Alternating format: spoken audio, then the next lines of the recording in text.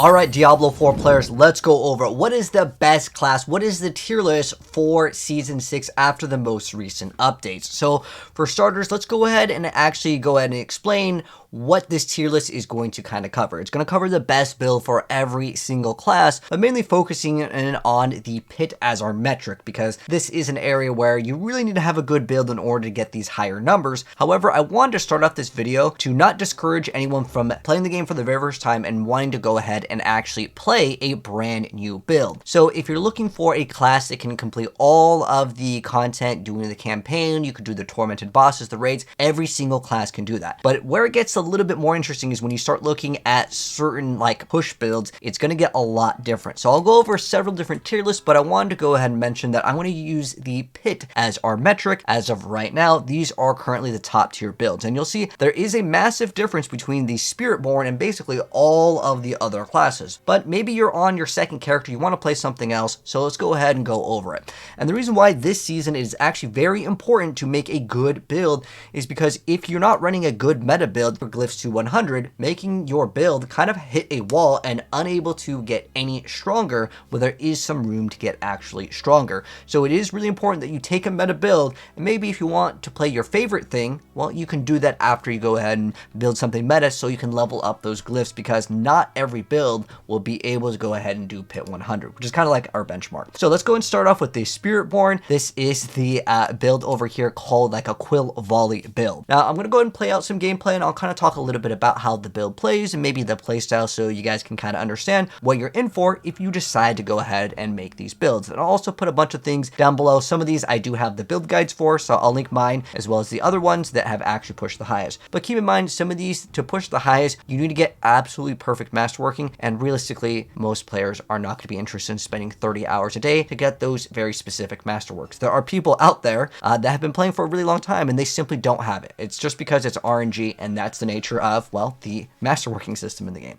So this is the quill volley. It is a SpiritBorn build that heavily relies on getting within melee range and then basically spamming all of their skills. It is very, very intensive on the button pushing. Heck, most of the builds this season actually are. But what it does require you to do is play in melee range. Even though it is a range skill, you get a lot of these different bonuses, like you can slow the closer enemies, you apply some sort of like poison to get a centipede bonus, and then you're going to be able to have like them be affected by fear, and you get bonuses versus crowd control. It all kind of adds up, but pretty much what it requires you to do is spam your quill volley, which is going to give you crazy, and I mean crazy amounts of numbers. We're talking trillions. But as far as it goes, this build is probably one of the more beginner friendly ones to actually acquire the gear for at a lower level to get way more value in terms of how high you can push. And the reason why is it requires 0 mythic items, which are kind of like the areas where some people kind of get turned off by a build. This build does not require any. There are some variants where you could use it, and I can actually highly recommend the gorilla build as well.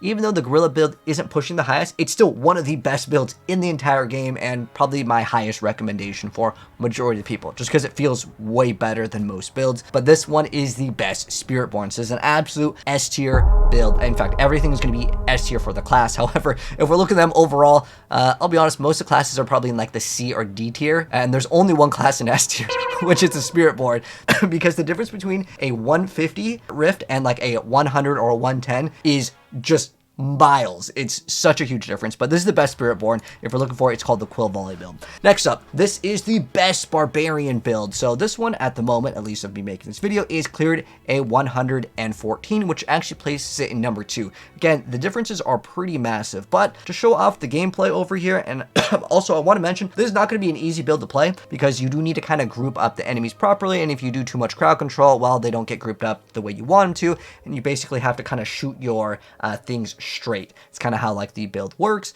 but it is a weapon throw build, which is actually kind of cool because it is one of the newer skills that Barbarian has had in its arsenal. Even though it does have Hammer of the Ancients, it's used to proc other bonuses, specifically getting like Overpower, you get other like bonuses based on that, and there's other things that can work off of if you use a different skill for the Barbarian, but for the most part, it is going to be a weapon throw build. But you have to kind of watch where you group up enemies, but this build over here is currently the best Barbarian build in the game. Next up, this is going to be what this person is calling it, the Spirit Wave Necromancer. So you're going to be spamming a lot of blood waves. Just as a heads up, this is another build where I would say it may not be the most beginner friendly, just because in terms of gear requirement, most of the rank 1 pushes are going to really push you to get some of the best stuff. But the thing with this build is you have to kind of time your corpse tendrils. That is where it will kind of group up everything, because that is very key in order for you to deal your massive amounts of damage. This build is really cool looking too, but it is very visually cluttering.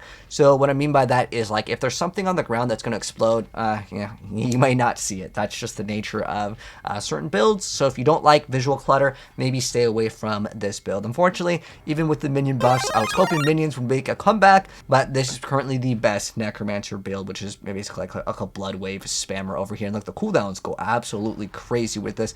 Again, a lot of these builds, especially this season, are heavy on spamming a lot of the buttons. However, with corpse tendrils, you may want to time it at certain intervals where you can actually get these very nice pulls. And then the next one up over here is actually a pretty big surprise, and it comes down to them nerfing Victimize. There was a lot of different Victimize builds were going to be utilized in Season 6 with the Dance of Knives.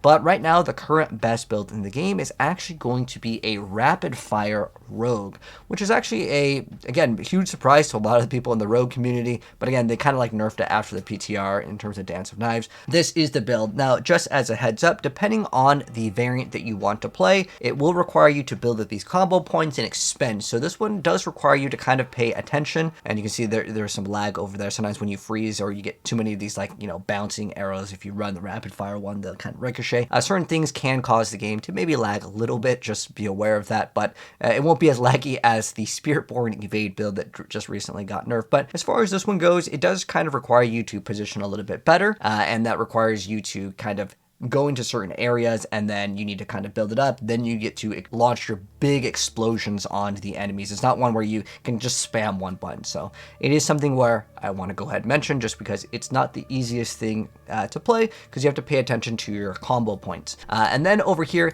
now technically this highest build is actually on this other website. Now this website, well, I don't know. It doesn't, I don't really know how to navigate this website the best. I don't know if you have to like pay for premium, but it's like, it's very low quality. So what we're going to do is, even though this build right here technically has the highest push, there's one that's pretty similar that I found via Roxy over here, and it's the Fireball Shatter build for this season. And it's just because the video quality will look a lot better, and I can also link it, because sometimes when you link to external websites, YouTube doesn't like that. So I'm trying to keep it here all up on YouTube. But it's a fireball build, but you do have to group up the enemies. That is kind of key, and then you're going to get the bonus of the shatter. Now, just as a heads up with this one, I would probably say this one is going to be one of the hardest builds to play, not because of its play style, but it's because if you want to do the boss, well, you're going to have to actually summon some small stuff so they can pop and then actually kill the boss. Otherwise, you ain't killing the boss. If you ever played Diablo 3, it's like fishing for rifts. You got to do it with this build. But don't let that discourage you from playing it. I actually think Fireball is a really good recommendation for beginners to even play. You don't have to play the Shatter variant. It's just because what it does allow you to do is get way more damage. However, of course, you have to shatter these smaller enemies and kill them, and then the damage basically kind of spreads. That's essentially how it works. But through the leveling process, Fireball is an excellent build, because when you shoot this fireball and it kills one thing, if you do also run the Fireball enchant, it's going to go ahead and explode and kind of causes a domino chain reaction. It's a very, very satisfying build, and I can highly recommend you guys to actually play a Fireball if you've never played it. There isn't really a new skill for the Sorc that people are really utilizing in this build. There is technically a new there's these little elements that you can summon, but this is currently the highest pit pushing build. Now, next up, this one is going to be the Hurricane Druid. So this is currently the best Druid build, and we'll go over the numbers in a second here. But as far as this one goes, it's a really weird setup, and that is because it requires you to be in Werebear form for an X amount of duration, and once you're in that Werebear form for a certain duration, you get to have your next skill overpower. Your next skill will then be Hurricane, and then you have to basically maintain your Werebear form, so you don't want to really go push all your buttons, because if you go to the next interval of that next, it's like every 16 seconds, depending on how many points you want to put into it. But pretty much it's going to come down to you not messing up, and it just happens. Sometimes you're just playing. It requires you to pay attention to the timer, and unfortunately, even with the newest update with these buff bars, sometimes if you're not like timing it, it can become an issue if you accidentally push the button at the wrong time. So just keep that in mind if you are playing this build. It is one where you have to really pay attention to when your next overpower is, because if the hurricane doesn't overpower, well, yeah, it's not going to be really good. But it almost reminds me of like the, I believe it's like the Rapma set where you get the swirling bones in Diablo 3. But basically, this is your source of damage. You're not doing damage with pretty much anything else. You do activate Cataclysm and you have these other bonuses, but the only real important thing is that you stay in the werebear form, and then you make sure that the hurricane is the next skill that you're using to overpower. So this one you can easily mess up on. But as far as it goes, in terms of like the numerical stats in the highest tiers, right now Druid is arguably the worst class, but all of these are pretty far behind. So if we're looking at like a number, because I know sometimes people like tier lists for that category, and I wanted to actually give you guys a couple different ones for this video. So for starters, again, classes can all complete all of the campaign. They can do the raids. There's not like a class where like, if you're like, oh, I want to do the new raids, is my class good? Because in some video games, you know, people don't want a very specific DPS like in their raid because like it sucks, and they may not want a certain tank. This, it doesn't matter. There's no like, oh, we got to get a tank for a raid. Basically, you just get any 4 people and you just go in together, and as long as you know the mechanic, it's pretty easy. So don't worry too much about that, as I think that that could be something that some people would consider. Now for casuals, this is my recommendation. This is kind of how it feels. Honestly, SpiritBorn is so far ahead of everything because you do not need the mythics, and a lot of the builds on the top tier list will require mythics, and they need absolutely perfect gear to feel good. A lot of times I'm giving away extra SpiritBorn gear that I don't need because I'm farming for like the best of the best, and I can hook people up with gear within a few minutes and they're going to be able to just start blasting. They're going to be able to basically do pit 70, 80 like real fast, whereas these other builds, yeah, you really need to get those glyphs up, where SpiritBorn just gets to get a huge advantage in the game. It is absolutely massive in terms of like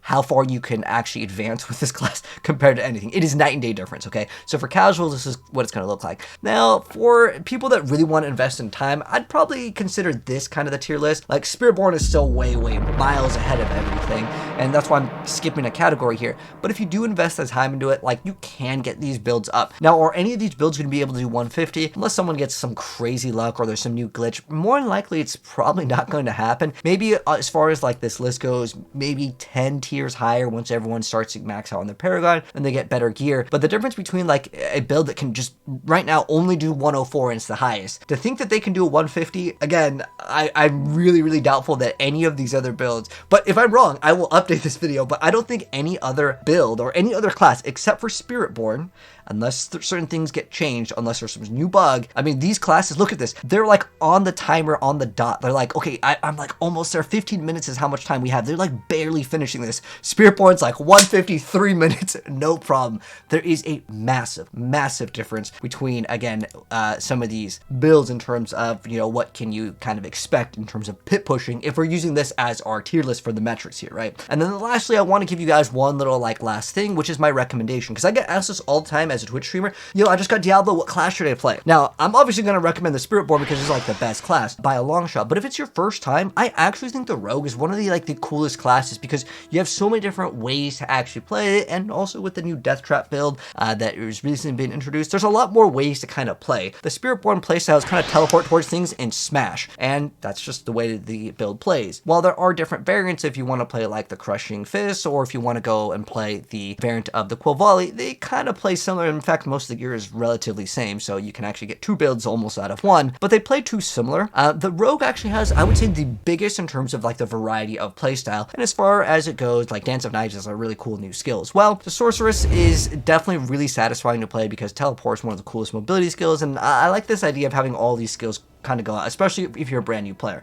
Necromancer, if you like that minion fantasy, there's really no other class that has really good minions. The Druid one is actually not that bad, but most people probably want the Necromancer if you kind of want to stick around with certain aspects in terms of like having this summon fantasy. The Barbarian actually has kind of a rough start compared to a lot of the other classes, and as far as the build goes, it's not the easiest thing to play, especially if you want to go ahead and make some pushes. And then Druid, I mean, there's so many problems with this class for beginners because you have to be werebear, werewolf, get this thing to be like a nature and a lightning skill. You have all these things to attack. It is not recommended for beginners. This is kind of like my last tier list anyways.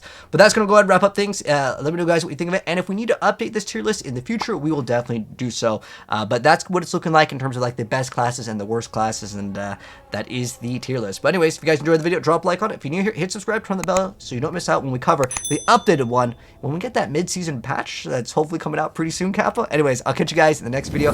Have a good one. And check the pin for some more content. Peace out.